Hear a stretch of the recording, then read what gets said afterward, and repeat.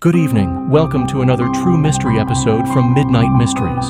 Tonight's story comes from Redvale, Texas, and shocked scientists from Stanford and UVA so much, their teams flew in to investigate. You may have heard stories of reincarnation, but never one like this. In the dusty outskirts of Redvale, Texas, lived a humble ranching family, the Turners. The family's life was marked by hardship. There was little prosperity in Redvale, and few men found steady work. Jack Turner, the patriarch, had left for Houston in search of better wages, leaving his wife Martha and their daughter Emily Grace in the care of a kindly, aging cousin. Emily's childhood was lonely. Her mother passed away when Emily was barely 5. Her father, working far from home, returned only occasionally. Redvale itself was underdeveloped. No paved roads, the water supply scarce, no hospital within 30 miles. Each day, families fetched water from an ancient hand-dug well. Children played under the baking Texas sun, and neighbors looked out for one another. Emily grew up withdrawn, surrounded by love but always sensing an emptiness. At age 18, her family, eager to offer her stability, arranged her marriage to Jack Turner, a young auto mechanic working in Redvale. Jack was kind but spent most hours fixing engines, leaving Emily to manage the household with his parents. Years went by. In December 1990, Emily felt her life change. She gave birth to a son, Ben. For the first time, she felt connected.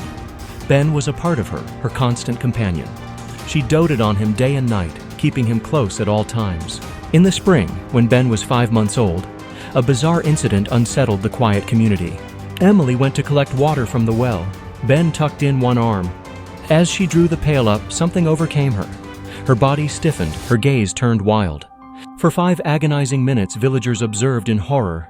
Emily, frozen, teeth clenching, body shaking, one arm raised high, eyes rolling rapidly. Ben, squirming, whimpered against her.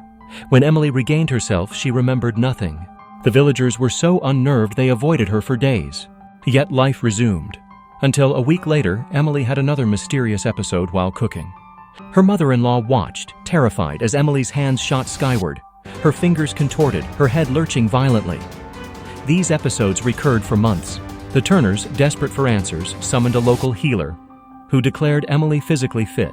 But the haunting fits continued, and Jack began to stay home, fearful Emily might harm Ben accidentally. The story took a darker turn one humid June afternoon. After lunch, Emily sat cradling Ben. Suddenly she stiffened, eyes glazed, arms raised high, and out of the blue declared, "In 3 days I will die."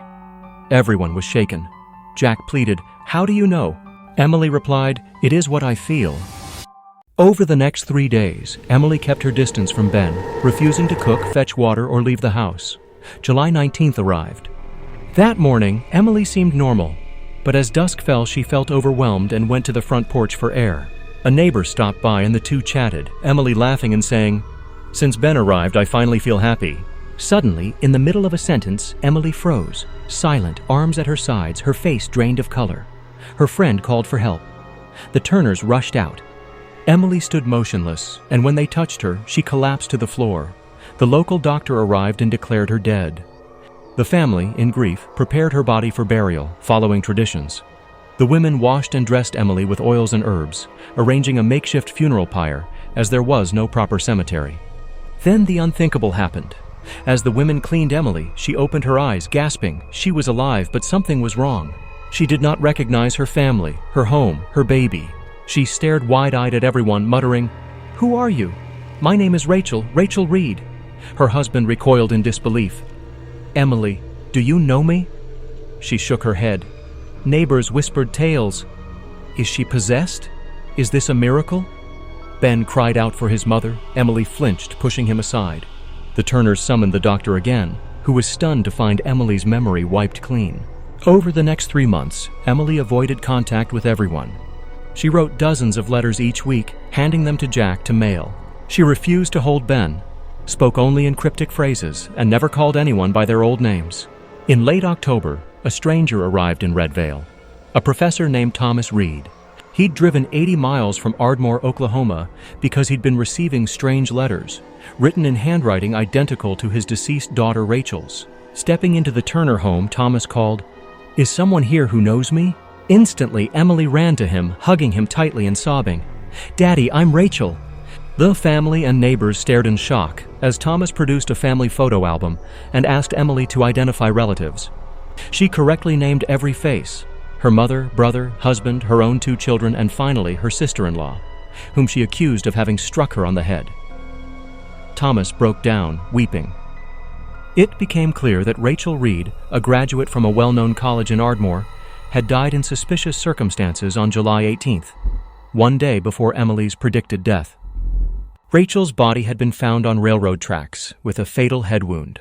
Police had suspected foul play, but lacking evidence, closed the case. Jack Turner and the Redvale community listened in awe as Emily recounted memories from Rachel's life, speaking fluent English and recalling college details no Texas rancher's daughter would know. The story spread rapidly, reaching researchers at Stanford and the University of Virginia, well known for their studies of past.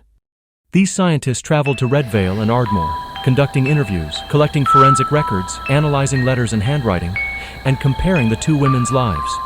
Their conclusion? Emily Grace and Rachel Reed were inexplicably linked. For years, Emily, now Rachel, lived between the 2 worlds, spending time with both families, loving Ben as her son, but also yearning for the children she lost as Rachel. Life continued. Rachel's story faded from headlines, but remained legendary in Redvale and Ardmore. In 2003, Emily passed away peacefully. Jack, her husband, died 2 years later. Ben and Rachel's son still visit each other, bonded by the mysterious tale that connected their mothers. To this day, Stanford and UVA researchers call it the most compelling documented case of reincarnation in America.